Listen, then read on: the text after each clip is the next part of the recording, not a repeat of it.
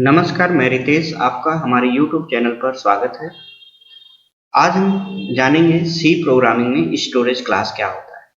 तो चलिए हम स्टार्ट करते हैं। स्टार्ट करने से पहले हम आपसे अनुरोध करेंगे कि हमारे चैनल को लाइक करें, सब्सक्राइब करें, जिससे आपको हमारे नए वीडियो के नोटिफिकेशन मिलते रहें। तो चलिए हम स्टार्ट करते हैं कि स्टोरेज क्लास क्या होता है। स्टोरेज क्लास ये हमारे बताता है कि हमारे वेरिएबल का स्कोप क्या होता है, हमारा वेरिएबल कहाँ स्टोर होता है और उसकी इनिशियलाइजेशन डिफॉल्ट वैल्यू क्या होती है, उसका लाइफ टाइम क्या होता है, उसे कहाँ पे एक्सेस किया जाता है। यहाँ पे ये हमने इसको यहाँ पे लिख दिए हैं आप, ताकि इसको जान सकें कि वेरिएबल स्कोप मतलब इसको हम कहाँ कहाँ एक्सेस कर सकते हैं, या कहाँ तक ये इसका स्कोप रहेगा, क्षेत्र कहाँ तक रहेगा। उसके बाद इसका ये दूसरा फीचर्स है कि आप जो वेरिएबल डिक्लेयर कर रहे हैं वो वेरिएबल कहाँ स्टोर होगा। जनरली हमारे वेरिएबल जो है रैम में, कंप्यूटर के रैम मेमोरी में स्टोर होते हैं। कुछ अगर हम स्टोरेज क्लास जैसे अभी हम आपको बताएंगे रजिस्टर होता है, तो ये इसके माध्यम से हम रजिस्टर में भी स्टोर कर सकते हैं। तीसरा ये है कि अगर हम वेरिएबल इनिशियलाइज अगर हम वेरिएबल को इनिशियलाइज नहीं कर रहे हैं तो बाय डिफॉल्ट उसकी इनिशियलाइजेशन वैल्यू क्या होगी। जैसे ऑटो वेरिएबल, अगर हम कोई वेरिएबल इनिशियलाइज करते हैं तो उसकी वैल्यू गार्बेज होती है। ठीक है। अगला क्या हुआ कि ये life time of a variable, यानी वेरिएबल की लाइफ टाइम क्या है, जब तक हमारा प्रोग्राम रन करेगा तब तक वो वेरिएबल एक्टिव रहेगा या बीच में ही डिस्ट्रॉय हो जाएगा। तीसरा है कि ये वेरिएबल को हम कहाँ तक एक्सेस कर सकते हैं, यानी फंक्शन के बाहर भी एक्सेस कर सकते हैं या पूरे प्रोग्राम में कहीं भी एक्सेस कर सकते हैं। तो इसमें हम ये वेरिएबल के ये जो है स्टोरेज क्लास के 4 टाइप्स होते हैं। पहला ऑटो, दूसरा रजिस्टर, तीसरा स्टैटिक, चौथा एक्सटर्नल। तो चलिए हम एक चीज आपको बता दें कि अगर हम स्टोरेज क्लास के थ्रू अगर कोई वेरिएबल हम डिक्लेयर करते हैं तो उसका सिंटैक्स क्या होगा। उसका सिंटैक्स होगा स्टोरेज क्लास, यानी इसमें से कोई एक पहले लिखेंगे, ठीक है। फिर उसके बाद उसका डेटा टाइप लिखेंगे, जिस डेटा टाइप में आपको वेरिएबल डिक्लेयर करना है। फिर उसके बाद वेरिएबल नेम लिखेंगे, जो आप वेरिएबल का नाम देना चाहते हैं, ठीक है। तो चलिए हम आज आपको बताते हैं कि ये ऑटो वेरिएबल कैसे काम करता है, क्या होता है। ऑटो वेरिएबल हम आपको बता दें कि ऑटो वेरिएबल जनरली अगर हम कोई वेरिएबल अगर हम डिक्लेयर कर रहे हैं तो वो जनरली ऑटो वेरिएबल ही होता है, ठीक है। उसमें अगर हम ऑटो कीवर्ड का यूज अगर नहीं भी करते हैं तब भी वो ऑटो वेरिएबल ही होता है। ऑटो वेरिएबल की जो बाय डिफॉल्ट इनिशियलाइजेशन वैल्यू होती है वो गार्बेज होती है और इसका स्टोरेज प्लेस रैम होता है और इसमें जो है इसका स्कोप लोकल होता है, यानी जिस ब्लॉक में ये डिक्लेयर किया गया है उसी ब्लॉक में वो काम करेगा, उसके बाहर उसको एक्सेस नहीं किया जा सकता है। हम इस प्रोग्राम के थ्रू आपको बताते हैं कि ये कैसे काम करता है या इसको हम कैसे बाहर हम एक्सेस नहीं कर सकते हैं।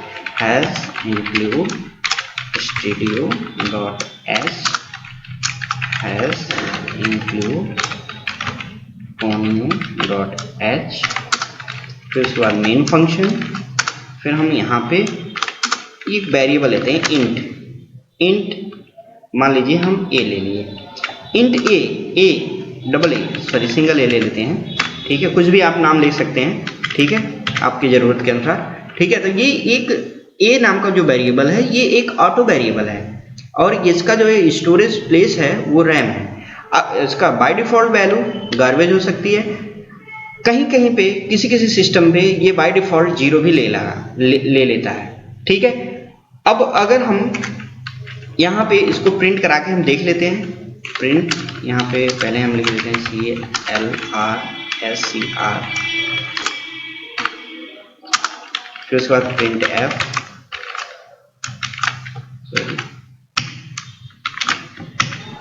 A इक्वल टू %d और A प्रिंट हम करा देते हैं और इसको हम रन करा देते हैं, ठीक है। और यहाँ पे देखिए ये गार्बेज वैल्यू, ये नहीं, ये 28758, ये इस हमने कुछ भी नहीं स्लाइड माइनस में है ये वैल्यू, इस वैल्यू को इसी वैल्यू को हम गार्बेज वैल्यू कहते हैं। किसी सिस्टम पे कुछ और आएगा, दूसरे सिस्टम पे हम रन करेंगे तो कुछ और आएगा, इसी चीज को हम कहते हैं गार्बेज। तो ये अगर हम इनिशियलाइज किए हैं तो ऑटो, अगर हम यहाँ ऑटो भी लगा देते हैं, ठीक है, तो ये ऑटो स्टोरेज क्लास हो गया, यानी ये ऑटो वेरिएबल हो गया। बिना ऑटो के भी अगर हम कोई वेरिएबल डिक्लेयर करते हैं तो वो ऑटो ही होता है, ठीक है। इसको हम रन कराते हैं गेट ch। देखिए फिर भी वही आ रहा है, यानी ये गार्बेज वैल्यू है। इसमें बाय डिफॉल्ट अगर हम कोई वैल्यू इनिशियलाइज नहीं करते हैं तो इसकी वैल्यू जो होती है वो गार्बेज वैल्यू होती है। अब हम रन कराएंगे तो अब 20 आएगा। क्यों? क्योंकि हमने इनिशियलाइजेशन कर दिया। ठीक है, अब इसको एक चीज समझते हैं कि इसको हम किसी फंक्शन के बाहर, जहां पे डिक्लेयर है उसके बाहर एक्सेस नहीं कर सकते हैं। इसको हम प्रोग्रामिंग के थ्रू जानते हैं कैसे नहीं एक्सेस कर सकते हैं। तो हम एक अलग से फंक्शन बना लेते हैं, वाइड फंक्शन। एक फंक्शन का ये प्रोटोटाइप हो गया और ये फंक्शन की डेफिनेशन हो गई वाइड। इसमें हम ये ऑटो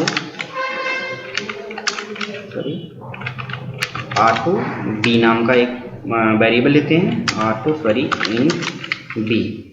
ठीक है, इसको इनिशियलाइज नहीं करते हैं और प्रिंट एफ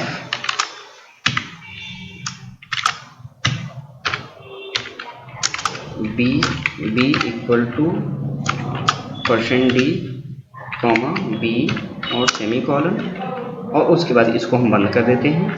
ठीक है, अब अगर हम यहाँ पे फंक्शन को कॉल कर लेते हैं, फंक्शन